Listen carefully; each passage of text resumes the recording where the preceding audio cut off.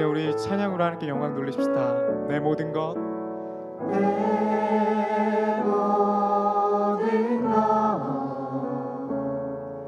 나의 생명까지 다 주님 앞에, 다 주님 앞에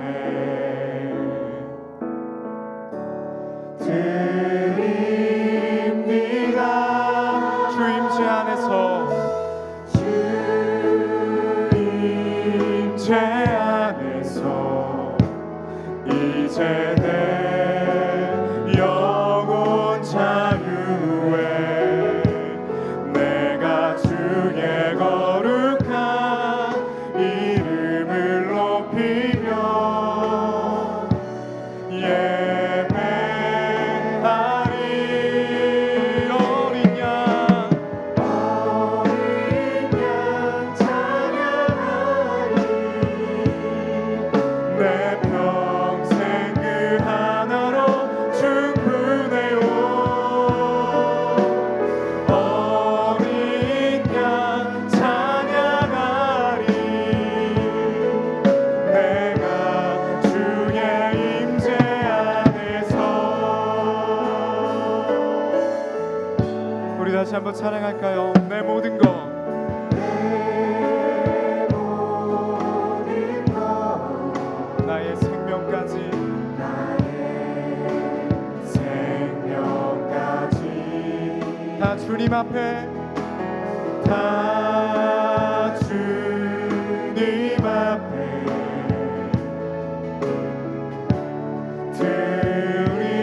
드립니다. 주 임재 안에서 이제 내 영혼, 이제 내 영혼 자유에 내가 주의 거룩한 이름을 높이며 예배하리.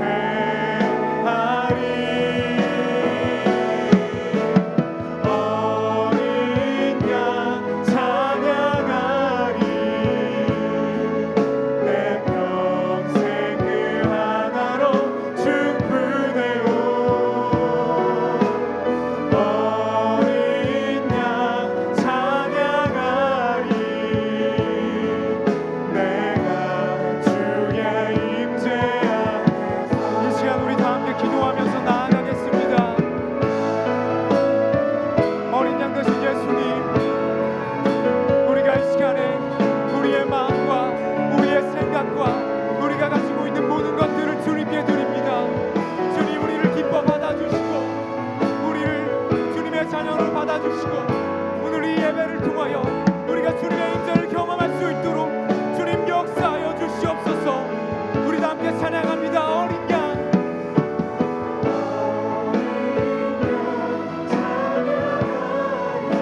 내 평생에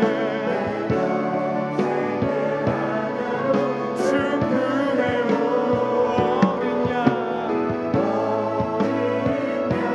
찬양하리.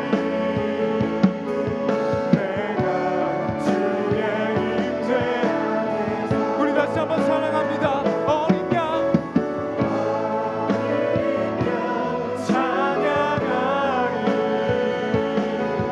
내 평생 그 하나로 충분해요. 어린 양 찬양하리. 내가 주의 임재 안에서.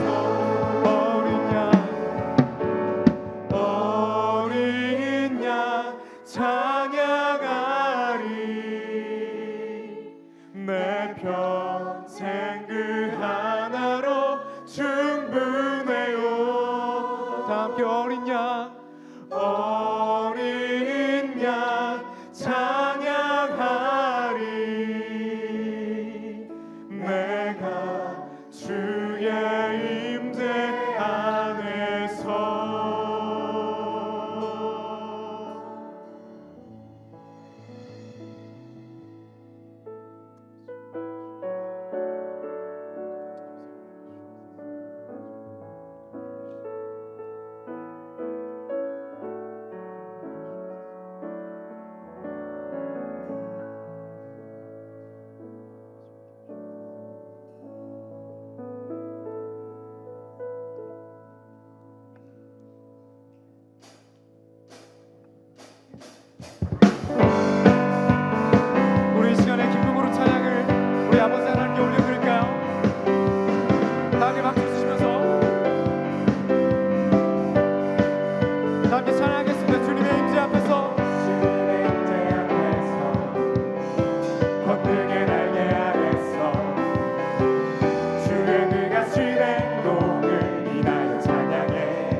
다시 한번 주님의 임재 앞에서 주님의 임재 앞에서 권능의 날개 아래서 주의 능하시네 노를 인하여 찬양해 주의 나라 주의 권세 주의 나라 주의 권세 찬양 주의 임함에 모든 원수 굴복하네 주의 임재 우리 다시 한번 주의 나라 주의 나라 주의 권세 찬양 주의 임함에 모든 원수 굴복하네 내가 춤을 출때 다른 손을 춤을 추면서 전심으로 춤을 즐거워하라 모든 만물들아 찬양하라 영원히 영원히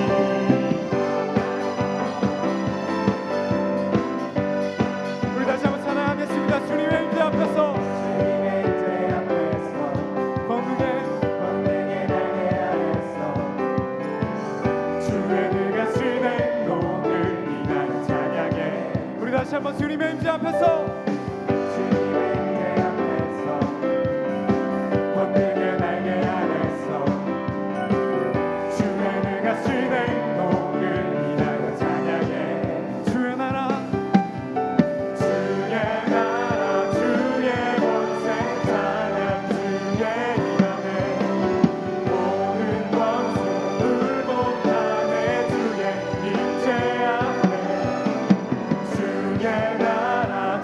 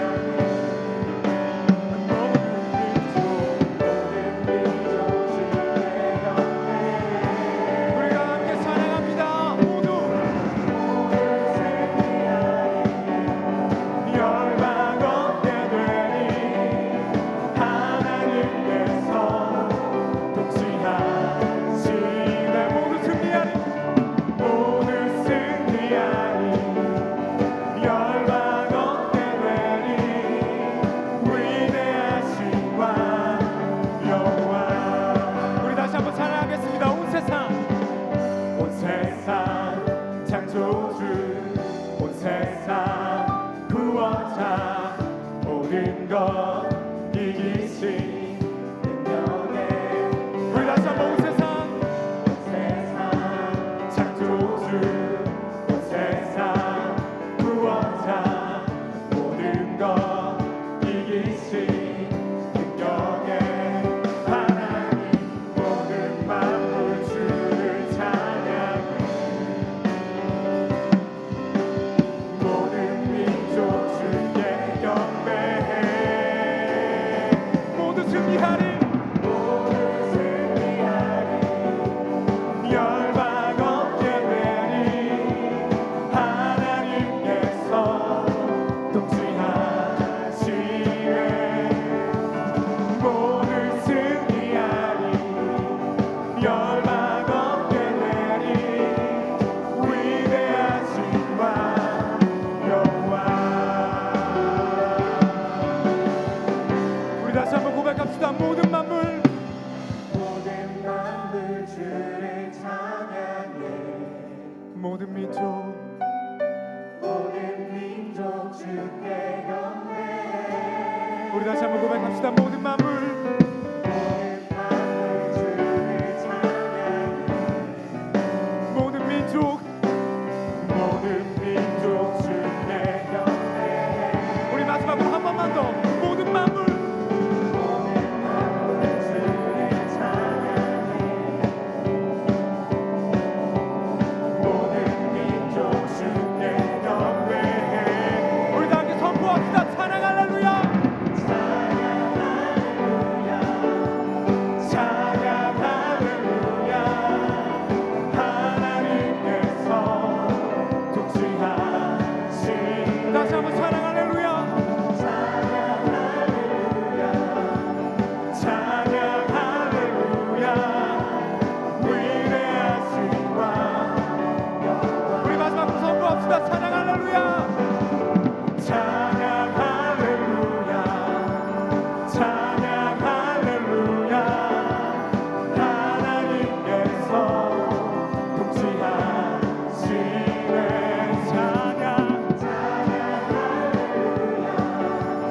찬양 할렐루야 위대하신 왕 여호와 위대하신 하나님 우리의 찬양을 받아주시옵소서. 할렐루야 영광의 박수 올려드리겠습니다.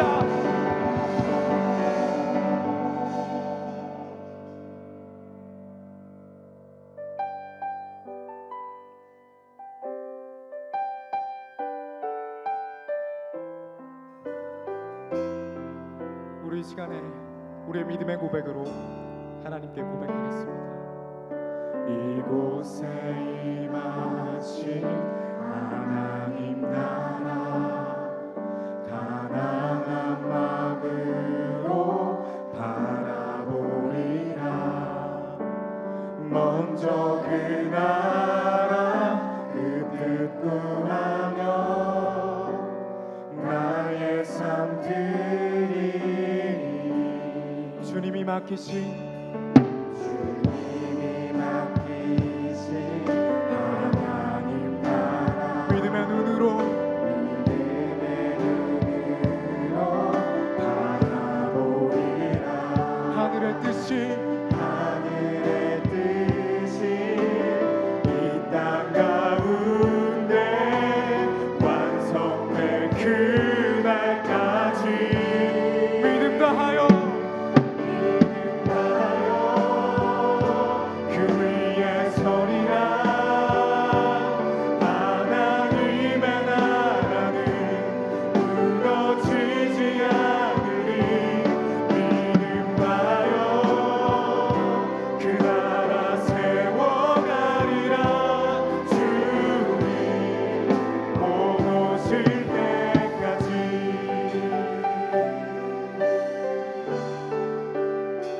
주님이 맡기신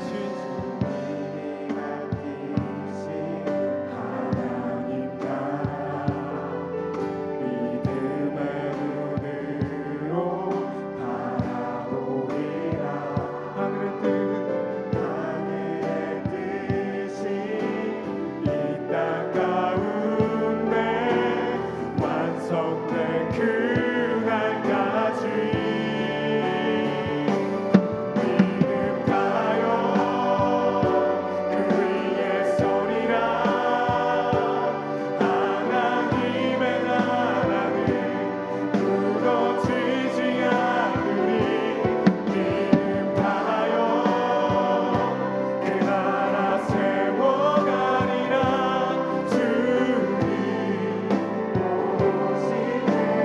우리 다시 한번 고백합시다. 믿음 다하여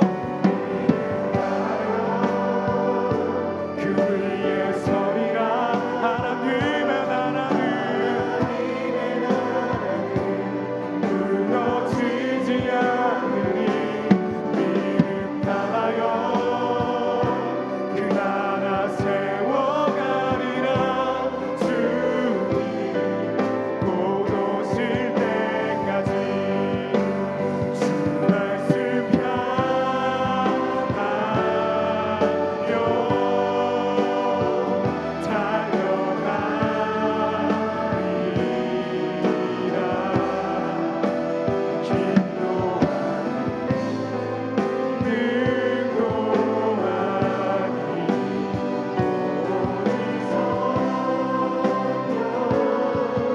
주 얼굴 향하여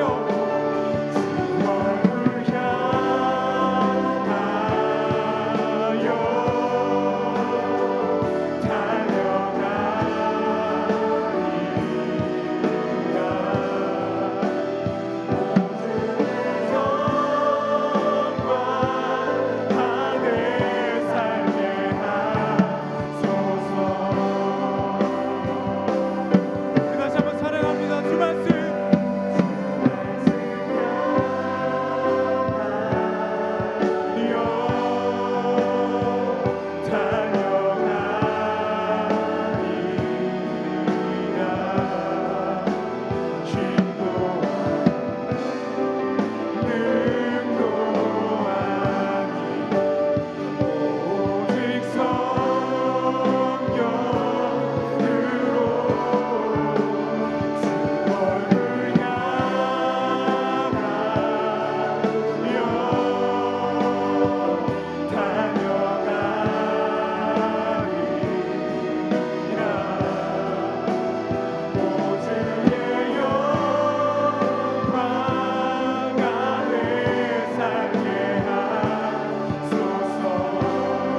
우리 마지막으로 우리 함께 사랑합니다. 주 말씀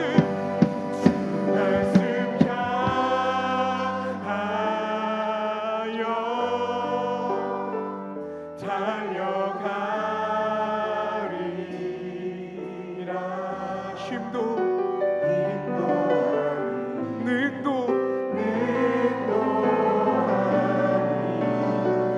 오직 성령으로 주를 향하여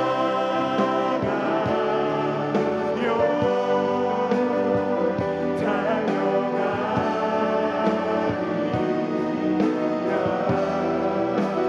오주의 영광 안에 살게 하소서.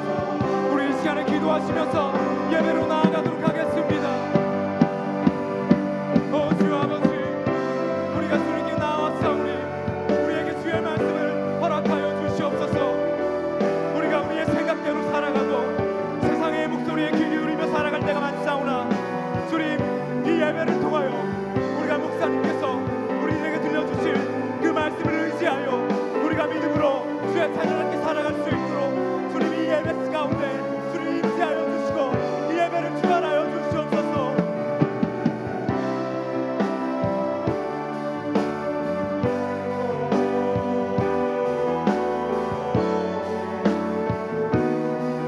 주님과 예배 가운데 나아갑니다.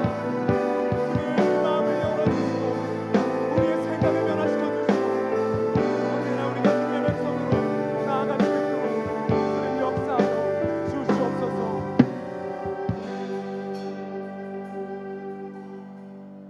전지전능하신 아버지 하나님, 죄로 죽었던 저희들 십자가의 크신 사랑 힘입어 부활로 승리하신 우리 주님 앞에 이 시간 예배드리게 하심을 감사드립니다.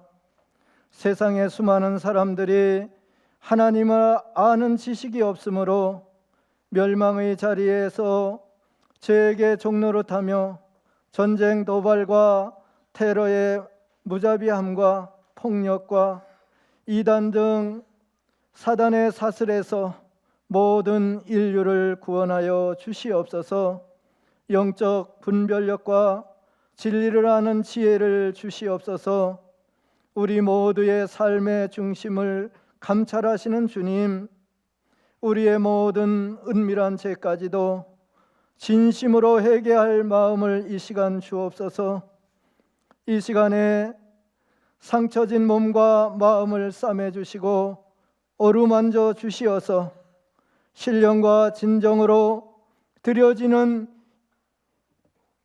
이 예배 위에 위로와 평강과 감사가 넘치는 이 시간이 되도록 은혜 내려 주시옵소서. 영적 방황 중에 있는 사람에게 믿음의 뿌리를 잘 내리어서 견고한 신앙생활을 하게 하시고, 남모르는 고통 속에 신음하고 있는 사람이 있습니까? 주의 선하신 뜻대로 응답하여 주시고, 불같은 시험이 우리 앞에 있을지라도 넉넉히 이기게 하시고 인내와 큰 믿음을 주시옵소서. 겸손이 있고 기도가 살아있고 찬양이 넘치고 사랑의 섬김과 헌신과 순종으로 칭찬받는 우리 안산 제일교회 청년들과 성도들이 되게 하여 주시옵소서. 우리 모두에게 지혜를 주시고 안정된 직장과 삶의 터전을 주시고 믿음 안에서 우리 청년들 좋은 배필 만나 아름다운 가정을 이루게 하여 주시옵소서. 이 나라와 세계적으로 쓰임받는 훌륭한 인재들을 배출해내는 귀감이 되는 우리 청년부가 되게 하여 주시옵소서. 교회를 사랑하시는 담임 목사님께 성령의 능력을 더하여 주시고 후임으로 사역하실 호요한 목사님께도 사도 바울 같은 사랑과 영성, 여호수아 같은 지도력과 권능을 주셔서 목회 사역을 잘 감당하시도록 도와주시옵소서. 청년부위원회와 오평택 목사님과 더불어 온종일 성전 곳곳에서 섬기는 모든 봉사자들에게 성령 충만과 지혜와 자원하는 마음을 더하여 주시고 복의 복을 더하여 주시옵소서. 주님 기뻐하시는 오부 예배로 갈수록 부흥과 성장이 있게 하여 주시옵소서. 3만 교회 1만 구자 운동을 축복하여 주시어서 성전 봉헌되도록 도와주시옵소서. 지금까지 등록한 새신자들 모두에게 그리스도의 장성한 분량에 이르기까지 특별한 은혜를 부어 주시옵소서. 이 시간 허요한 목사님의 선포하시는 주의 말씀에 우리의 심령을 새롭게 하여 주시옵소서. 이 모든 소원을 예수님의 이름으로 기도드립니다. 아멘.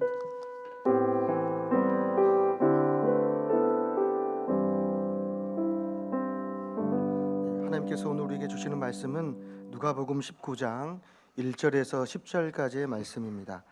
누가복음 19장 1절에서 10절까지의 말씀, 신약성서 127페이지에 있습니다. 제가 이 말씀을 봉독하여 올리도록 하겠습니다. 예수께서 여리고로 들어가 지나가시더라. 삭개오라 이름하는 자가 있으니 세리장이요 또한 부자라. 그가 예수께서 어떠한 사람인가 하여 보고자 하되 키가 작고 사람이 많아 할 수 없어 앞으로 달려가서 보기 위하여 돌 무화과 나무 위에 올라가니 이는 예수께서 그리로 지나가시게 되밀어라. 예수께서 그곳에 이르사 쳐다보시고 이르시되 삭개오야 속히 내려오라. 내가 오늘 내 집에 유하여야겠다 하겠다 하시니 급히 내려와 즐거워하며 영접하거늘 뭇 사람이 보고 수군거려 이르되 저가 죄인의 집에 유하로 들어갔더라 하더라. 삭개오가 서서 주께 여짜오되 주여 보시옵소서. 내 소유의 절반을 가난한 자들에게 주겠사오며 만일 누구의 것을 속여 빼앗은 일이 있으면 내 갑절이나 갚겠나이다.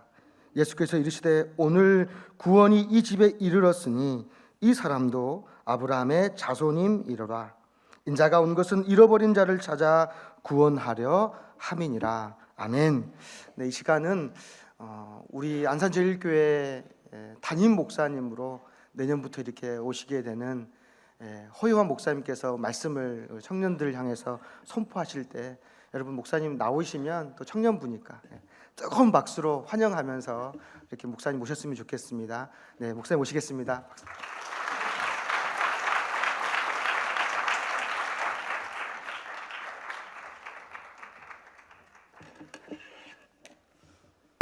반갑습니다.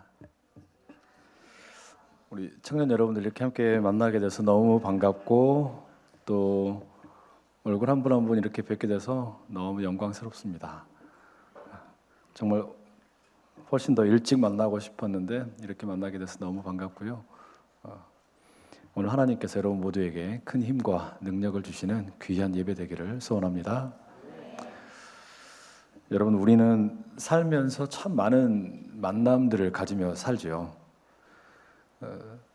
수없이 많은 사람들을 만나게 되는데요. 그 많은 사람들을 만날 때 우리는 물음표 혹은 느낌표로 그 사람을 기억하게 됩니다.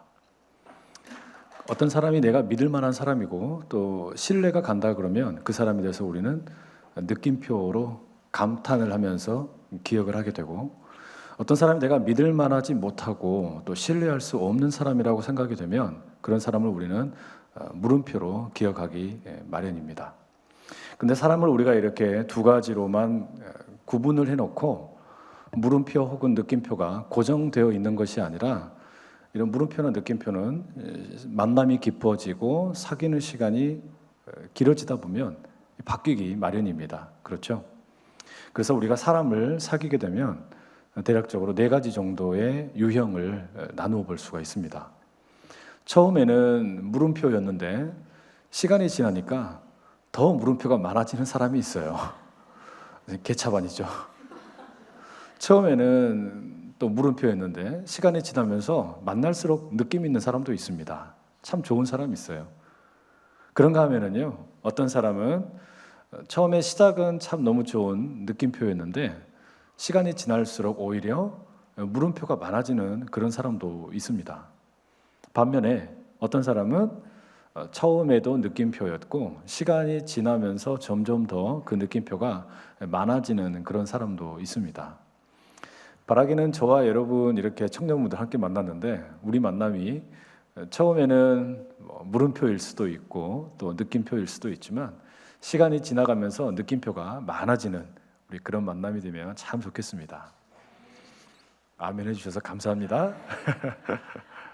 오늘 우리가 읽은 이 누가복음 19장은 여러 사람들의 만남의 이야기를 보여주고 있는데, 이 만남 역시 물음표와 느낌표로 우리가 교차하는 지점으로 읽을 수가 있습니다. 이 구절을 이해하기 위해서 먼저 우리가 18장 앞에 나오는 마지막 부분의 이야기를 잠깐 생각을 해보려고 그러는데요. 예수님과 제자들이 여리고라는 동네를 들어가시려고 하는데 그 길을 가다가 맹인 길거리에서 구걸하는 사람을 만나게 됩니다. 그리고 그 사람이 눈을 뜨고 싶어 한다는 것을 예수님 아시고 그에게 눈을 뜰 수 있도록 기적을 베풀어 주십니다. 그 예수님 옆에서 예수님께서 기도하셔서 맹인의 눈을 뜨게 한 것을 목격한 사람들이 있었겠죠. 아마 많이 있었을 겁니다. 그 사람들이 예수님의 그 모습을 보면서 물음표를 가졌을까요? 아니면 느낌표를 가졌을까요? 감탄하지 않았겠습니까? 저분 참 대단한 분이구나. 아직 예수님이 어떤 분인지 정확히 모른다고 해도 그 장면을 목격한 사람이라면 누구나가 다 감격했을 거예요. 태어나서 한 번도 눈을 뜨지 못하던 사람을 예수님께서 눈을 뜨게 해주셨으니까 얼마나 감격스러운 일입니까? 그러니 그 사람들의 그 마음에는 예수님 그랬을 때 첫 인상이 당연히 느낌표가 많았을 겁니다. 그런데요, 오늘 본문에 들어가게 되면, 이 19장에 들어가게 되면 예수님을 향해 가지고 있던 이 많은 무리들의 느낌표가 별안간 물음표로 바뀌고 맙니다. 예수님에 대해서 가지고 있었던 사람들의 그 어떤 기대감, 그리고 어떤 감격스러움이 물음표, 그리고 의아함, 의심스러움으로 바뀌게 되는 것이죠. 오늘 그 이야기를 여러분과 함께 나누어 보려고 합니다. 누가복음은 전체의 그 많은 부분 가운데 예수님과 예수님의 그 제자 일행이 여행을 하는 내용을 많이 담고 있습니다. 이스라엘의 그 지도를 우리가 딱 폈을 때 갈릴리, 예수님의 첫 사역지는 북쪽이었습니다.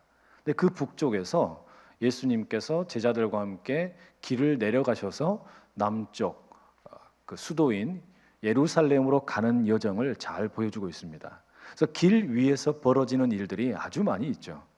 길 위에서 사람들을 만나서 대화하기도 하시고, 어떤 사람들을 또 꾸짖기도 하시고, 또 어떤 이들의 어려움을 해결해 주기도 하시면서 예수님께서는 길을 가셨습니다. 그러다가 오늘 장면은 이제 예루살렘이라는 그 목적지 거의 다 도달해서 여리고라는 도시에 예수님이 들어가시는 장면을 보여주고 있습니다. 그 도시에 삭개오라는 오늘 우리가 읽은 본문의 주인공이 등장하는데요. 이 삭개오가 어떤 사람이죠? 아시는 분들은 아실 겁니다. 하나씩 한번 생각을 해봅시다. 이 삭개오의 이름이 뭐였습니까? 삭개오죠, 이름이. 이름이 삭개오인데, 이 삭개오의 이름의 뜻이 무엇이냐면 이 히브리어의 뿌리를 두고 있는데 자카크라는 말에서 유래를 했어요. 근데 이름의 뜻이 깨끗하다, 또 순진하다, 순전하다, 뭐 이런 의미를 담고 있습니다. 이름이 어떻습니까? 아주 좋죠. 아주 좋은 이름 아닙니까? 그런데 문제는 이 삭개오의 직업입니다. 삭개오의 직업을 우리는 세리장이라고 소개하고 있는 것을 본문에서 알 수 있어요. 세리장은 보통 인물이 아닙니다. 세리는 지금으로 이야기하자 그러면 국세청에 근무하는 세금 공무원이죠. 그렇죠? 그런데 세리장 그러면 국세청장쯤 되는 거예요. 근데 이 국세청장이라고 했지만 당시에 그 로마의 이 제국의 세금을 거두어 들이는 시스템이라는 것이 중앙 정부에서 모든 개개인들에게 세금을 이렇게 걷는 시스템이 아니었습니다. 왜냐하면 땅덩어리가 너무 넓기 때문에 그렇게 할 만한 여력이 쉽지 않았죠. 대신에 어떻게 했냐면 각 지역에 세금을 담당하는 책임자를 세우게 되는데 그 사람들의 이름이 세리장입니다. 그러면 이 세리장과 로마 정부 사이에 계약을 맺는 거예요. 올 한 해 동안에 여리고라는 지역에 얼마만큼의 금액을 네가 거두어라. 그럼 어떻게 하냐면 이 세리장은요, 자신의 그 계약 금액을 로마 정부에 미리 선불로 주는 겁니다. 돈을 미리 주는 거예요. 그리고 나서 이제 자기의 직원들을 거느려서 이 사람들로 하여금 찾아가서 백성들의 세금을 거두도록 이렇게 하는 거죠. 근데 문제는 이 사람들에게 찾아가서 세금을 거두어 드리는데 정직하게 거두어 드리면 아무 문제가 없잖아요. 그런데 어떻게 하는 거냐면 훨씬 더 많이 뜯어가는 겁니다. 그러니까 훨씬 더 많이 뜯어가게 되니까 이 백성들의 삶이 어떻게 되겠어요? 피폐해지는 거죠. 엄청나게 어려워지는 겁니다. 예를 들어 볼게요. 우리가 지금 여기 안산에 살고 있는데 안산 지역에 이곳을 우리가 로마 식민지라고 한번 생각을 해보세요. 그리고 여기에 세리장을 허위원이다.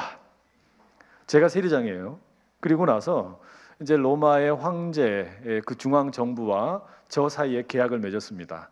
1년 동안 이 안산 땅에서 세금을 100억을 걷기로 했어요.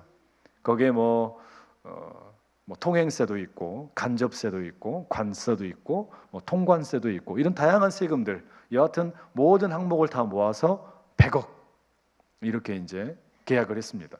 그러면 제가 먼저 어떻게 해야 됩니까? 로마에다가 선불을 내야 되는 거예요. 먼저 주는 거죠. 100억을 미리 먼저 주는 겁니다. 그러면 당연히 부자가 아닌 가난한 사람은 세리장이 될 수 없겠죠. 돈이 있어야 이걸 선불을 미리 줄 거니까. 그러니까 세리장이라는 직업은 부자가 아니면 될 수 없는 직업입니다. 그 다음에 이제 100억을 미리 준 다음에 그만큼을 어떻게 해야 됩니까? 이제 거두어 드려야 되는데, 근데 이게 그렇게 순진하게 조금씩만 거두어 드리는 사람이 없는 거예요. 자, 120억을 거두면 20억이 내 거예요. 50억을 거두면요, 150억을 거두면 150억 중에 50억이 내 겁니다. 200억을 거두면요 100억이 내 거예요. 욕심 나겠죠. 그러니까 어떻게든지 사람들의 이 피를 빨아먹는 거예요. 하지만 그 동네 주민들의 입장에서 봤을 때는 이 세리장 그러면 어떨까요? 치가 떨리는 겁니다. 세리장 그러면 아주 그냥 너무너무 그냥 이를 갈 수밖에 없는 그런 존재라는 말이죠. 사람들이 길을 가다가 그 삭개오 같은 세리장을 만났다? 아마 그냥 침을 탁 뱉고 갔을 거예요. 이 삭개오 같은 사람은 그래서 느낌표라고는 찾아볼 수 없고 그 인생에 늘 의문부호만 따라 붙는 거예요. 물음표죠. 그런 인생이 바로 삭개오입니다. 이 삭개오 그러면 사람들의 인식 속에 저 녀석은 거짓말쟁이고 도둑놈이고 매국노예, 동족들의 피를 빨아먹는 놈이고 지 배만 채우려고 다른 사람들은 살든지 죽든지 신경도 쓰지 않는 놈이라고 이렇게 생각하는 거예요. 그런데 이름이 뭐라고요? 삭개오입니다. 삭개오. 순진하고 깨끗하답니다. 하는 짓은 전혀 순진하지 않고 깨끗하지가 않는데 이름만 삭개오인 거예요. 여러분 이게 마치 이런 거죠. 조직폭력배 두목의 이름이 김순수이고 무장강도의 이름이 이평화인 거예요. 총 들고 왔는데 이평화라고 그러는 거예요. 이 말도 안 되는 이름 아닙니까? 지금 삭개오의 이 꼴이 그런 것이죠. 게다가 이 사람 본문에 보면 키도 아마 작았나 봅니다. 여기 키 작은 분들에게는 죄송합니다. 여하튼 키가 작고 배도 좀 나왔을 것 같아요. 그래가지고 거리를 이렇게 활보하고 다니면 사람들이 어떻게 생각했겠어요? 아마 쳐다도 안 봤을 거예요. 앞에서 마주쳤을 때는 무서우니까 욕 못해도 뒤에 가서는 어떨까요? 뒷담화를 아주 사정없이 까고 있겠죠. 저거 아주 그냥 악랄한 놈이라고 이렇게 욕을 해야 되지 않았겠어요? 돈은 많을지 몰라도 이 삭개오는 여리고 주민들에게는요 일종의 나병 환자 취급을 받았습니다. 아웃캐스트라고 그러죠. 우리와 접촉을 하지 않는 아주 버려진 그런 사람, 분명히 존재하지만 없는 거나 마찬가지인 사람, 나병 환자, 또 세리장 똑같은 취급을 받았습니다. 이 삭개오에게 느낌표를 주는 사람 아무도 없습니다. 날마다 100만 21개, 100만 22개 이렇게 물음표만 늘어가는 것이었죠. 그런데 이 삭개오 입장을 한번 오늘 본문에서 보면요, 이 삭개오가 직업이 좋아가지고 돈은 많고 배부르고 아주 좋죠. 하지만 친구가 없어서 외로운 사람입니다. 친구가 있을 리가 없잖아요. 그런데 왜 삭개오라고 사람들이 자기 자신을 나병 환자처럼 왕따를 시킨다는 거 왜 모르겠습니까? 삭개오가 사람들이 자신에게 물음표만 가지고 있다는 거 왜 모르겠습니까? 이 삭개오가 길거리를 지나가는 사람들이 자신을 바라보면서 나를 마치 바퀴벌레처럼 생각한다는 것을 삭개오가 왜 모르겠어요? 삭개오가 사람들이 자기에게 돈이 필요할 때는 찾아와서 돈을 좀 달라고 빌지만 친구가 데려가는 사람은 하나도 없다는 것을 왜 모르겠어요? 그러니 삭개오의 마음에 이런 어떤 못된 마음이 자리 잡지 않았을까요? 결국 이 세상 살아가는 거 돈이면 최고 아니냐? 돈 있으면 되는 거지. 돈도 없는 것들이 기어다니면서 빌빌 기다가 돈 떨어지면 나한테 와가지고 손 벌릴 거면서 그때 보자. 니들이 지금은 나 욕하고 뭐 나에 대해서 험담해도 소용없다. 그때 가봐. 내가 박살을 내주겠다. 뭐 이러면서 그냥 돈만 버는데 혈안이 되어가지고 개처럼 살지 않았겠어요? 그게 삭개오였습니다. 그런데 말이죠. 이 삭개오가 최근에 보고 싶은 게 생겼습니다. 꼭 보고 싶은 게 생긴 거예요. 예수님입니다. 예수님을 꼭 한번 보고 싶은 마음이 든 겁니다. 듣자 하니까 예수님에 대한 그 소문이 참 대단합니다. 병든 사람을 고쳐주기도 하고 또 마음이 아픈 사람들을 위로해 주기도 하고 물론 그런 모습도 예수님에 대해서 아주 매력적으로 들렸지만 이 삭개오에게 예수님에 대한 소문 중에 가장 매력적이었던 것은 예수님이 사람을 외모로 보지 않으시고 사람의 중심을 보시고 마음을 살핀다는 것이었죠. 그러니 삭개오의 마음에 신락 같은 희망이 생기지 않았겠어요? 저 예수라는 사람은 다른 사람들과 다르게 나에 대해서 내 마음을 읽어줄까? 그런 느낌표를 예수님께 가질 법하죠. 그러면서도 동시에 예수도 똑같을 거야. 저 사람도 똑같을 거야. 나에 대해서 분명히 다른 사람들처럼 손가락질하고 욕할 게 뻔해. 그런 생각 가지고 있지 않았겠습니까? 여하튼 그런 두 개의 상반되는 감정을 가지고 그래도 한번 예수님 만나보고 싶다라는 생각 때문에 길거리로 뛰쳐나갔습니다. 예수님이 오신다는 소문을 들었기 때문입니다. 뭐 하려고요? 예수님 한번 보려고. 근데 길거리에 나갔더니 사람들이 이미 너무 많이 꽉 차 있는 거예요. 그래서 사람들로 길가가 꽉 차 있기 때문에 더 이상 예수님을 볼 수가 없는 겁니다. 키라도 컸으면 꽁지발이라도 서가지고 어떻게든 쳐다볼 텐데 키도 작고 그렇다고 사람들 사이에 비집고 들어가자니 창피하고 거기에다 저 사람들이 나에게 공간을 허락해 줄 것 같지도 않고 그런 여러 가지 이유 때문에 삭개오는 예수님을 볼 수가 없었습니다. 예수님을 꼭 보고 싶었는데 예수님 보지 못한 거죠. 성경에서는 삭개오의 키가 작고 무리가 많아서 예수님을 보지 못했다고 어떤 육체적인 이유 때문에 물리적인 한계 때문에 예수님 보지 못했다고 적고 있지만 사실 이 이야기는 육체적인 한계일 뿐만 아니라 관계의 한계이기도 합니다. 이웃들과의 관계가 깨어져 있기 때문에 누구 한 사람 삭개오를 보고 이쪽으로 오세요. 같이 봅시다. 초청하는 사람이 없는 거죠. 동시에 삭개오는 예수님에 대해서 그저 호기심은 있었지만 그 예수님이 정확히 누구이신지는 몰라서 영적인 호기심만 있어서 달리 말하면 영적인 한계 때문에 예수님을 보지 못했습니다. 여러분, 오늘 예배의 자리에 아마 예수님 만나러 오셨지요. 예수님 보기 위해 이 자리에 오셨죠? 예수님께서 나를 만나 주시기를 고대하면서 이 자리에 나오셨죠. 그런데 혹여 이 자리에 지금 계신 여러분들 가운데도 이 삭개오처럼 육체의 한계나 관계의 한계나 영적인 한계 때문에 예수님을 이 예배의 자리에 앉아 있지만 보지 못하는 분 혹시 있지는 않습니까? 몸이 병들고 고장 난 곳이 많아서 이곳에 앉아 있어서 나 예수님 보고 싶은데 내 몸을 쳐다보니라고 내 다친 몸을 생각하니라고 내 이 아픈 몸을 생각하다가 예수님을 보지 못하는 분 혹시 계시지 않습니까? 또 어떤 분들은 부모님과 말이 통하지 않아서 관계가 깨어진 사람들도 있죠.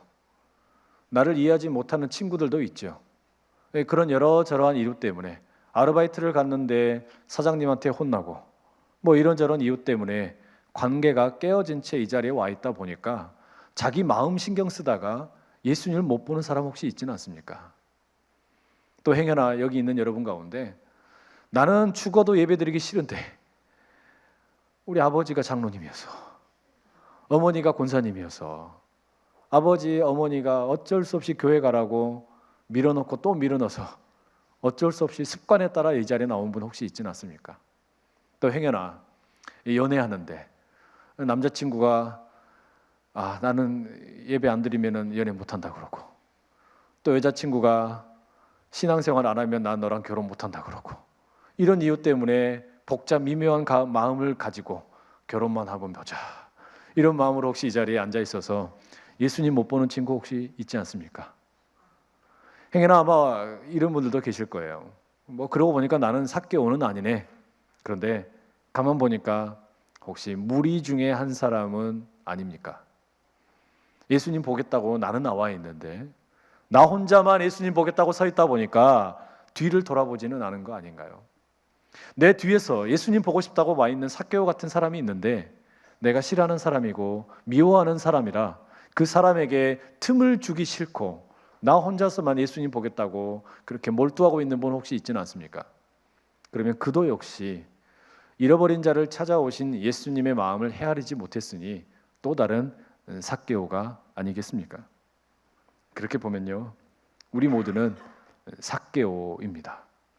몸이 삭개오, 관계와 마음이 삭개오, 영적인 무지가 삭개오, 잃어버린 자를 찾아오신 주님 마음 헤아리지 못하는 삭개오, 그게 우리의 모습이란 말이죠. 결국 우리는요, 느낌표보다는 물음표가 가득한 사람으로 보인다는 말입니다. 정말 우리 삶이 그렇게 힘들게 느껴지는 경우가 참 많지 않습니까? 청년들을 가리켜서 뭐 3포, 5포, 심지어는 이제 M포 세대까지 가고 헬 조선이라고 불리우고 이런 시대에 살고 있으니 대한민국 그러면 여러분 물음표가 많이 생각나십니까? 아니면 느낌표가 생각나십니까? 대한민국 그랬을 때 참 감격스러운 나라, 자랑스러운 나라 이런 느낌을 받게 되십니까? 아니면 청년들을 말려 죽이는 나라라고 생각되고 있습니까? 이렇게 가만히 앉아서 생각을 해보면 우리가 살고 있는 청년의 현실이라는 것이 느낌표로 다가오기보다 참 많은 의심과 어쩔 수 없이 좌절하게 만드는 수많은 환경에 노출되어 있음을 우리는 고백하지 않을 수가 없습니다. 이거는 단지 청년 한 사람의 문제만이 아니라 또 우리나라의 문제만이 아니라 온 세계 가운데도 그런 일들이 비일비재한 걸 우리가 알 수 있죠. 이번 한 주간 우리는 가장 많이 뉴스를 들은 것이 아마 프랑스의 그 파리에서 있었던 테러 사건이 아닐까 생각됩니다. 멀쩡하게 영화 보고 또 식사를 하고 음악 공연을 보던 사람들이 무자비한 테러에 죽임을 당했죠. 뿌리를 거슬러 올라가 보면 이슬람의 세력과 또 서방의 세력들 사이에 서로를 죽이고 미워하는 그 역사가 있지 않습니까? 결국 그 속에서 누가 예수 그리스도를 볼 수 있겠습니까? 그런 피비린내 나는 전쟁의 역사 속에 어떻게 느낌표가 가득할 수 있겠습니까? 한편 우리는 광화문 광장에서 시위하는 사람들의 모습과 그들을 막아선 경찰들의 모습도 보았습니다. 충돌에 충돌을 거듭하고 양쪽이 다치고 서로 미워하고 헐뜯는 모습이 우리 앞에서도 펼쳐졌지요. 그렇게 싸우는 마음을 가지고 이 자리에 앉아 있다면 어떻게 예수님 볼 수 있겠습니까? 여기 이런 심정으로 예배 자리에 나오신 분들 마음이 무겁죠. 얼마나 마음이 힘듭니까? 개인적인 것도 힘들고 사회에도 나를 못 살게 구는 것 같고 참 힘든 것이 청년의 삶이고 우리가 살고 있는 대한민국의 현실이 아닐까 생각됩니다. 그런데 여러분, 우리가 이 자리에 앉아 있는 이유는 절망을 타령하고 어려움이 가득하기 때문에 그저 신세 한탄이나 하자고 앉아 있는 자리가 아니죠. 우리가 이 자리에 청년의 예배자로 들어와 있는 이유는 그럼에도 불구하고 예수님께서 새로운 일을 행하실 것을 믿기 때문 아니겠습니까? 오늘 본문에 예수님께서 바로 그런 일을 삭개오에게 행하십니다. 예수님께서 그 인간 말종처럼 보이는 세리장 삭개오의 그 몸에 덕지덕지 붙어있는 물음표를 지워버리시고 느낌표로 바꿔주십니다. 삭개오의 육체적인 한계와 관계적인 어려움과 영적인 무지까지 모두 다 뛰어넘어서 새로운 일을 행하시는 역사가 펼쳐진다는 말이죠. 키가 작아서 또 사람들이 많아서 자신의 한계와 주변의 한계 때문에 예수님을 보지 못하다고 생각했던 이 삭개오가 뛰쳐나갑니다. 달려갑니다. 땀을 뻘뻘 흘리면서 부자의 채통이고 어른의 채통이고 그런 거 생각하지 아니하고 달려갑니다. 그리고요, 어린 아이들이나 올라갈 것 같은 나무 위에 다 큰 어른이 기어 올라갑니다. 뭐 하겠다고요? 예수님 보겠다고. 예수님 한 분을 보겠다고 그 채통도 지키지 못한 채 땀 뻘뻘 흘리며 뛰고 나무 위로 올라갔습니다. 여러분, 예수님 한 분을 보기 위해 달려갔던 그 삭개오의 열정이 우리에게도 오늘 이 시간에 있기를 소원합니다. 예수님 한 번 만나기 원한다 그러면 할아버지 할머니들도 예배하는 시간에 손을 들고 찬양을 하면서 주님 앞에 예배하는 온 열정을 다 쏟아내는데 우리에게도 그런 청년의 열정이 있으면 참 좋겠습니다. 그 나무 위에 올라가서 주님께서 나를 한 번만 만나 주시기를, 내 모습을 주목해 주시기를 간구할 수 있는 청년 기도자들이 이 자리에 불같이 일어날 수 있기를 축복합니다. 그리고 기도하는 거예요. 주님, 내가 주님을 보고 싶습니다. 주님 보고 싶은 마음으로 이렇게 땀 흘리며 달려와서 나무 위에 올라와 있는데 그냥 외면하고 가지 마시고 나를 바라봐 주십시오. 나를 보시고 내 한계를 보시고 내 문제를 살펴주십시오. 내 가정에 깨어진 부분 있으면 봐주시고, 취업의 문이 닫혀서 신음하고 있는 내 모습도 봐주시고, 도무지 희망이 보이지 않는 것 같은 대한민국에서 청년으로 살아가는 삶에 나를 좀 바라봐 주시고, 병든 내 몸도 봐주시고, 깨어진 관계에도 내 몸을 좀 봐주시고, 그리고 영적인 무지로 사로잡혀 있는 나도 주여 봐주십시오. 그게 지금 삭개오의 기도 아니겠습니까? 바로 그런 간절함, 바로 그런 삭개오의 간절한 외침 때문이었을까요? 예수님께서 삭개오를 보셨습니다. 예수님께서 그 수없이 많은 사람들, 웅성웅성 되는 사람들도 있고 아직 예루살렘까지 가야 할 길이 있음에도 불구하고 삭개오에게 주목하셨습니다. 그리고 뭐라고 그러시나요? 삭개오야, 내가 너를 봤다. 나무에서 속히 내려와라. 내가 오늘 너의 집에서 잠 잘난다. 이 이야기는요, 그냥 잠자겠다고 숙박 요청을 하는 게 아닙니다. 너랑 나랑 친구 먹자. 우리 같이 밥 먹자. 같이 춤추고 노래하면서 회포를 풀어보자. 우리 주님이 그렇게 스스로를 삭개오의 집에 투숙하겠다고 하시는 겁니다. 아직 삭개오가 초청을 안 했거든요. 근데 예수님이 먼저 그냥 허락을 받아버리시는 겁니다. 주님께서 그렇게 말씀을 하셨을 때 삭개오가 어떻게 반응했을까요? 가만히 있을 수 없었죠. 그렇게도 보고 싶었던 예수님인데 저분이 나를 보시고 우리 집에서 오늘 하룻밤 자겠다는 거예요. 이 무리들 수없이 많은 사람들, 이 중에는 정말 멋진 바리새인도 있고 율법 교사도 있고 훌륭한 인물들이 그렇게 많은데 나를 보시고 우리 집에 오시겠다고 깜짝 놀랄 일입니다. 그리고요, 나랑 밥도 같이 먹고 춤도 같이 추고 노래도 부르면서 친구가 되겠다고 하시니 이게 얼마나 감격스럽겠습니까? 당장에 나무에서 내려와서 삭개오가 예수님을 극진하게 영접을 하게 되죠. 바로 이런 새로운 느낌표가 여러분들에게도 가득하시길 축복합니다. 지난 일주일 동안 어떻게 살았는지 중요하지 않습니다. 물론 중요하죠. 그러나 지난 일주일 동안의 삶 속에서 학교가 되었든 직장이 되었든 가정이 되었든 그 삶 속에서 여러분에게 덕지덕지 혹여나 물음표가 도배되어 있다고 할지라도 이 예배의 자리에서 주님께서 새롭게 부어주시는 느낌표가 덧입혀지기를 간절히 축복합니다. 우리 주님께서 그렇게 찾아오셨어요. 삭개오에게 말씀하셨던 것처럼 내가 오늘은 너의 집에 있고 싶다. 너와 함께 밥 먹고 춤추고 놀며 너의 친구가 되고 싶다고 말씀하시는 그 주님이 여러분의 주님 되기를 축복합니다. 그런데 여러분, 우리 주님이 참 멋진 분이잖아요. 삭개오 같은 사람에게 친구가 되어주시겠다고 했다는 거 대단히 멋지지 않습니까? 그런데 이게 그냥 단지 멋지고 끝날 일이 아닙니다. 왜냐하면 삭개오의 입장에서야 자신에게 느낌표가 어떤 인생의 감격스러움이 찾아온 것이지만 예수님 입장에서는 이게 무엇이냐면 자기 스스로 그 많던 사람들의 격려와 그 느낌표를 포기해 버리시는 겁니다. 그걸 포기해 버리시고 스스로가 물음표가 되시는 거죠. 사람들이 예수님을 보면서 가지고 있던 그 어떤 기대, 어떤 그 감탄, 이런 것들이 다 바뀌어 버리는 거예요. 왜 그렇겠습니까?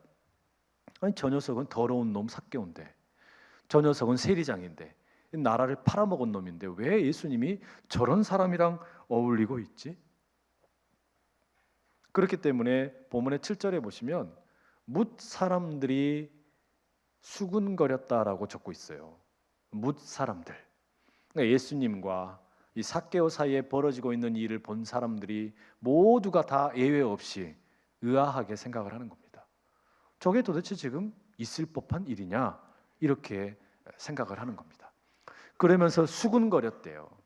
근데 우리말로는 수군거렸다 그러면 그저 별로 그렇게 심한 욕이 아닌 것처럼 보일 수 있지만 이 본래 의미는 이 수군거렸다라는 것이 수군거렸다라는 말이 아니라 불평을 하고 화를 내고 비난했다라는 말입니다. 심지어 조금 더 보태자면 지금 이 사람들이 예수님을 협박하는 겁니다. 협박하는 거예요. 예수님, 내가 가만 보니까 괜찮은 사람인 줄 알았는데 지금 삭개오와 친구 먹는다고요? 삭개오랑 같이 밥 먹고 그 집에서 잔다고요? 그럼 당신도 삭개오랑 똑같은 사람이네. 당신에게 주었던 나의 느낌표 회수, 당신에 대해서 가지고 있던 나의 감격스러움 무효, 지금 이렇게 생각하는 거예요. 그러면서 삭개오를 고발을 하고 예수님을 덩달아서 싸잡아서 비난을 하는 거죠. 그러면 어떻게 할까요? 예수님이 이 사람들의 비난에 대해서 어떻게 반응했습니까? 아이고, 그랬습니까? 제가 이 동네 사정을 잘 몰라서, 여리고라는 동네를 잘 몰라서 제가 실수했네요. 무효, 다른 집에 갈게요. 저기 율법 교사 집에 가죠. 뭐 바리새인 선생님 집에 가지요. 뭐 이렇게 하셨습니까? 아니요. 예수님은 그 무리들이 뭐라고 비난을 하든지, 그 무리들이 뭐라고 이야기했든지 상관없이 동일하게 삭개오를 향하여 느낌표를 던지시면서 이렇게 선포하셨죠. 오늘 구원이 이 집에 이르렀으니 이 사람도 아브라함의 자손이니라. 여러분, 이게 보통 말이 아닙니다. 구원이 사람들이 생각할 때 도저히 있을 수 없는 사람, 하나님의 구원을 도저히 받을 수 없다고 생각되었던 사람, 이 삭개오의 집에 하나님께서 구원을 베푸신다고, 그리고 아브라함의 자손이 되게 해주겠다고 지금 예수님 이야기하시는 거예요. 이 있을 수 없는 일이에요. 도저히 있을 수 없는 일을 지금 예수님께서 말씀을 하시는 겁니다. 예수님 스스로는 나는 물음표 투성이가 되어도 괜찮다. 저 잃어버린 한 영혼 삭개오만 느낌표로 인생을 새롭게 출발할 수가 있고 감격할 수만 있다면 나는 어떻게 돼도 괜찮다. 이렇게 주님 말씀을 하시는 겁니다. 그런데 여러분, 이 삭개오를 향한 예수님의 이 은혜, 삭개오를 향해서 자신이 물음표가 되시더라도 삭개오에게 느낌표를 주시려고 하시는 이 예수님의 행동, 어디에서 많이 본 듯한 이야기 아닙니까? 우리를 위해서 십자가를 지신 예수님, 그 예수님이 이 삭개오의 만남 속에 고스란히 떠오릅니다. 예수님께서 삭개오와 같은 우리를 위해 지지 않으셔도 되고 분명히 가지 않으셔도 되는 그 십자가의 길을 가셨지 않습니까? 삭개오와 그 삭개오의 그 행동들을 바라보며 실망했던 사람들이 삭개오를 저주했던 것처럼 이제 예수님께서 십자가의 길을 가실 때 사람들은 자신들의 기대했던 것과 자신들이 가지고 있던 느낌표를 모욕과 침뱉음과 창으로 찌름과 수없이 많은 욕으로 예수님에게 돌려보냅니다. 예수님은 나 한 사람을 새롭게 인생의 감격스러움이 회복될 수 있도록 돕기 위해서 십자가의 길을 가셨습니다. 나에게 느낌표를 주시기 위해서, 나에게 인생이 아직 살만하다고 하는 것을 가르쳐 주시기 위해서 스스로 인생의 물음표가 되셨습니다. 그리고 말씀하시는 거예요. 요한아, 속히 내려와라. 오늘 내가 너의 집에 거하야겠다. 오늘 그 음성이 여러분 모두에게도 동일하게 들리는 것이죠.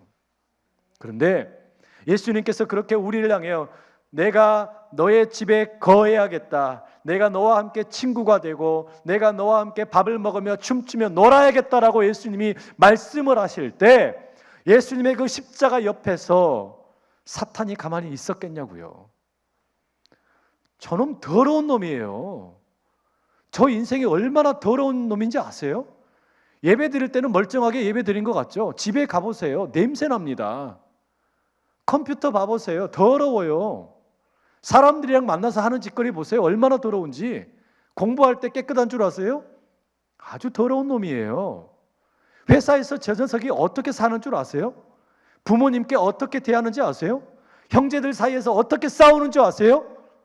사탄의 그 고발이 십자가에 달려 계시는 예수님께 마구마구 쏟아지는 거예요.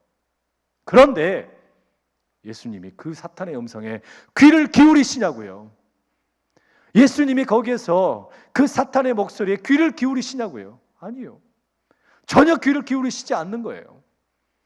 사탄이 뭐라고 우리를 향해서 손가락질을 하고 욕을 하고 고발을 해도 예수님 뭐라 그러십니까? 도리어 이렇게 이야기하시는 거예요. 오늘 구원이 이 집에 이르렀고 이 사람도 아브라함의 자손이 되었다. 이 은혜가 바로 저와 여러분에게 임한 은혜입니다. 십자가에서 예수님 보여주신 은혜가 바로 이런 은혜예요. 왜요?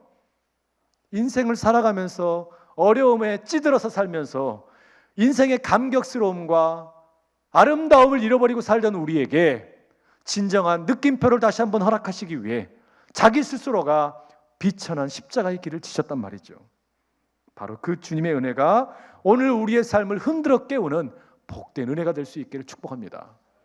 이 땅에서 살아가는 건 많이 힘들지 않습니까? 헬 조선이 되어서 살아가는 거, 지옥 같은 이 땅이라고 말하지만, 그러나 바로 거기에서도 주님의 도우심이 주님을 예배하며 주님을 찾는 이들에게 임하게 될 줄로 믿습니다. 나의 어떠함 때문이 아니라 주님께서 나를 깨끗하다고 말씀을 하시고 주님께서 나를 순진하다고 말씀하시면서 네가 삭개오야, 그렇게 부르시는 주님이 오늘 우리에게 찾아오십니다. 여러분, 우리 주님께서 예배의 자리에 찾아오셔서 우리의 물음표를 지우시고 기가 막힌 은혜를 허락하시는 것, 그렇다면 여러분, 우리 어떻게 살아야겠습니까? 이 예배의 자리에 나온 우리 어떻게 살아야겠습니까? 삭개오를 한번 보세요.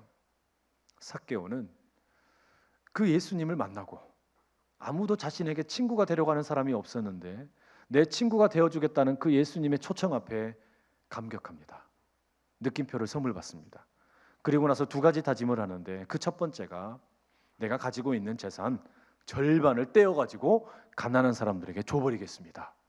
그리고 두 번째가 뭐라고 하냐면 내가 혹시라도 누군가의 것을 속이거나 도둑질한 게 있다면 4배를 갚겠습니다. 이렇게 다짐을 합니다. 왜 예수님의 그 친구 초청, 예수님의 그 친구 초청을 받고 함께 기쁨을 누리면서 삭개오가 대답하기를 자신의 돈을 내려놓겠다고 대답합니까? 왜 나의 삶의 물질을 주님 앞에 다짐을 하면서 이웃들에게 베풀고 그리고 잘못한 게 있으면 되갚겠다고 이야기합니까? 두 가지 이유 때문입니다. 하나는 예전에는 내가 세리장이었기 때문에 개처럼 살면서도 돈이 전부라고 생각을 했고 돈이 내 인생의 주인이라고 생각을 했지만 이제는 아니라는 거예요. 진정한 삶의 주인 되시는 예수님을 발견한 겁니다. 저분이 내 친구가 되신다고 하니까 저분과 함께라면 내가 돈이 없어도 괜찮겠다. 조금 없으면 괜찮다. 조금 없어도 괜찮다. 그런 마음을 가지고 자신의 소유 절반을 내놓고 주님께 드리겠다고 고백하지 않습니까? 두 번째는요,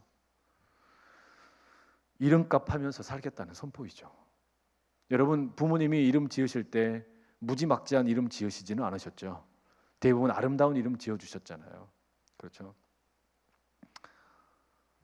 삭개오라는 이름을 부모님께서 지었을 때 넌 깨끗한 사람 되어라, 너는 순진한 사람 되어라, 순전한 사람 되어라, 의로운 사람 되어라, 이런 이름으로 아마도 삭개오의 부모님이 이름 지어줬겠죠. 그런데 그렇게 살지 못하던 삶을 살다가 이제 주님을 만나서 저분을 만나고 보니까 나도 이름값 하며 살아야 되겠다. 그러려고 그러니까 어떻게 하는 거예요? 내가 잘못했던 것 있으면 4배가 되는 것을 갚아주겠다는 거 아닙니까? 법을 지키겠다는 거예요. 율법을 준수하며 살겠다는 거예요. 재미있는 이야기 하나만 해드릴게요. 2, 3, 4부 예배 때는 안 했던 이야기인데요. 저희 처가에 제 아내의 외할머니 성함이 김분자 통자입니다. 이게 참, 그래서 연세가 많으신 분들에게는 그런 이름에 얽힌 사연들이 좀 많으시잖아요. 왜 분통인 줄 아세요? 아니, 딸을 어떻게 낳아놓고 나서 부모님이 분통이라고 지었을까요? 아들을 못 낳아 분통 터진다고 딸의 이름을 분통이라고 지으셨어요. 하지만 우리는 그렇게 짓지 않으셨잖아요. 여기 가운데 혹시 이름이 평생토록 짐이 되는 분들이 있으면 개명이라도 하시기를 권유드립니다.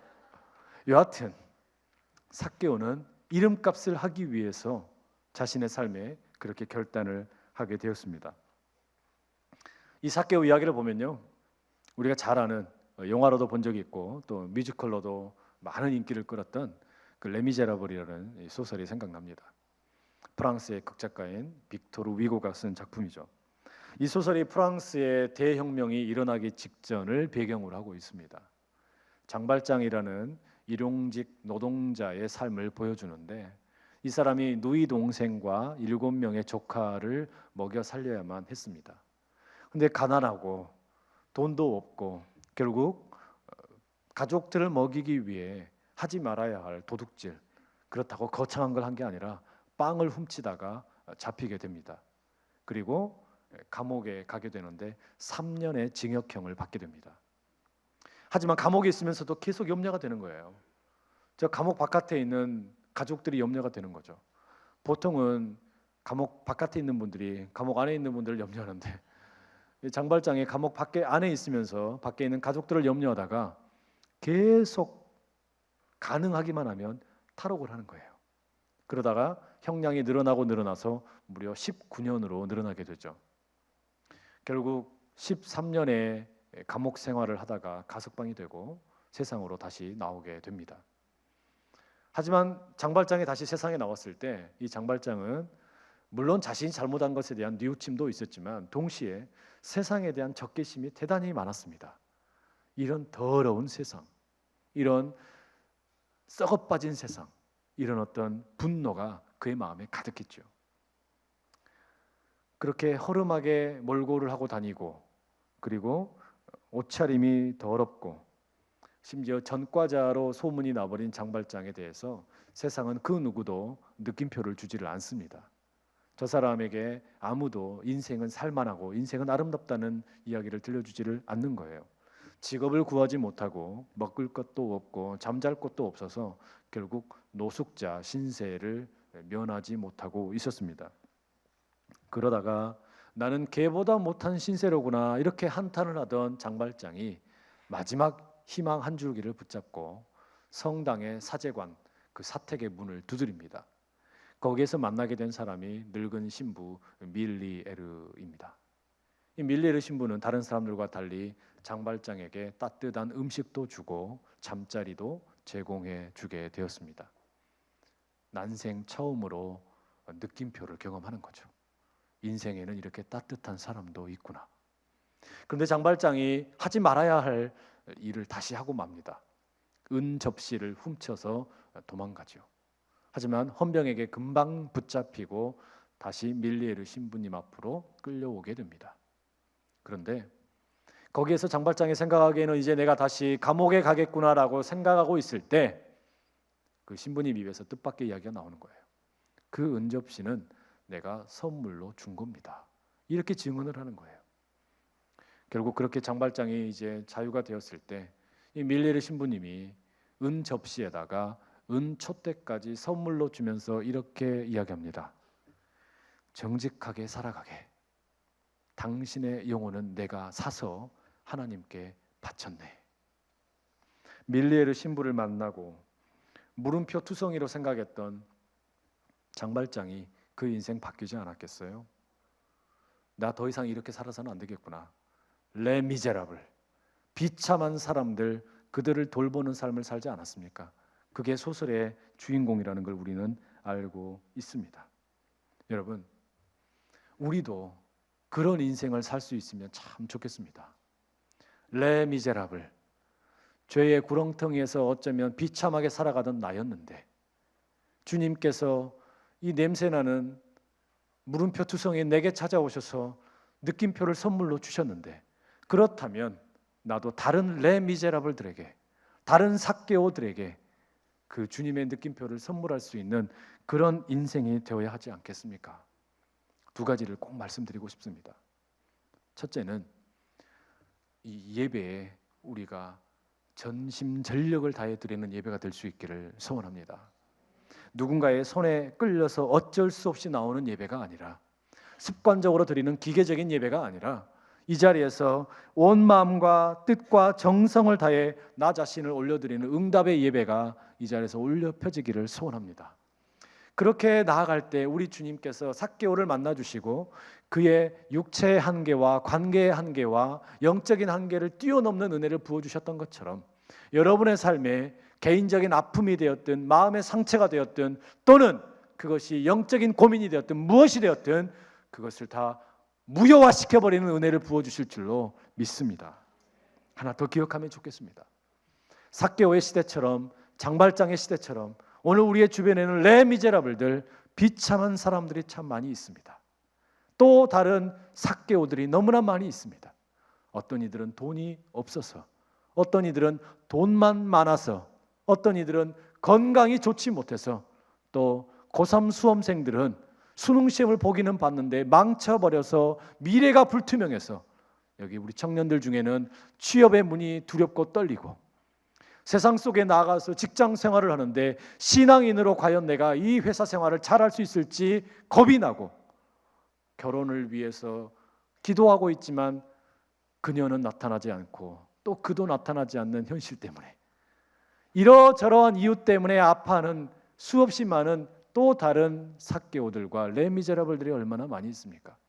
그러나 우리가 주님을 만나 삭개오가 만났던 것처럼 그런 변화를 경험했다면 오늘 우리에게도 그런 동일한 변화가 일어날 수 있기를 간절히 축복합니다. 여러분, 그러니 우리 찬양팀 올라오시면 좋겠는데요. 우리 한 가지 좀 생각을 하면 좋겠어요. 여러분, 학교에서 공부하고 학생으로 살아가면서 친구들 왕따 시키지 말고, 정치를 혹시 하고 싶으신 분들 계시면 좌파니 우파니 하면서 저 녀석은 빨갱이고 또 저 녀석은 수구 꼴통이라고 그런 낙인 찍지 말고, 충청도니 경상도니 전라도니 경기도니 하면서 지역으로 나누면서 편가르게 하지 말고, 대학을 어디를 나왔니, 공부를 얼마나 했느니, 동네가 어디에 사느니, 이런 것 가지고 누구 편들면서 그렇게 나누지 말고 주님 안에서 삭개오마저도 품으시는 그 주님의 사랑으로 우리가 함께 할 수 있으면 참 좋겠습니다. 오늘 여러분들과 함께 부르고 싶은 찬양이 하나 있어요. 주는 완전합니다 라는 찬양입니다. 잘 모르신다고 하던데요, 우리 같이 함께 불러보면서 주님 앞에 나가면 좋겠습니다. 주여, 우리 연약합니다. 주여 우린 연약합니다. 우린 오늘을 힘겨워합니다. 주 뜻 이루며 살기에 부족합니다. 우린 연약합니다. 주여, 우린 넘어집니다. 주여 우린 넘어집니다. 오늘 하루 또 실수합니다. 주의 그들을 구하는 죄인입니다. 주만 바라봅니다. 우리 다 함께 일어나서 찬양하겠습니다. 없는 주님의 은혜 온 세상 위에 넘칩니다. 가릴 수 없는 주여 온 땅 위에 충만합니다.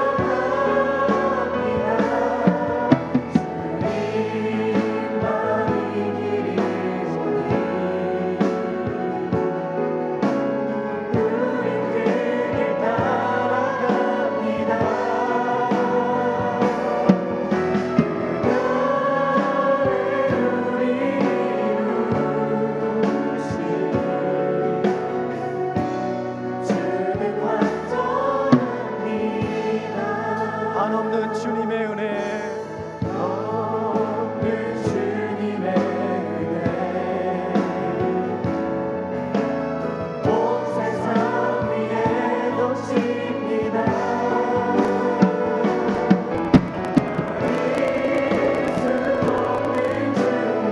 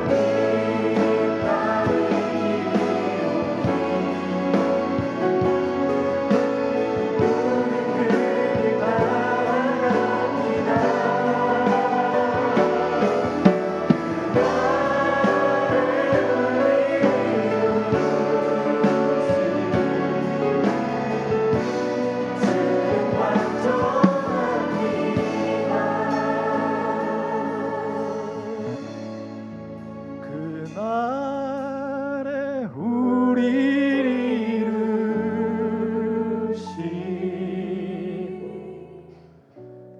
주는 완전합니다.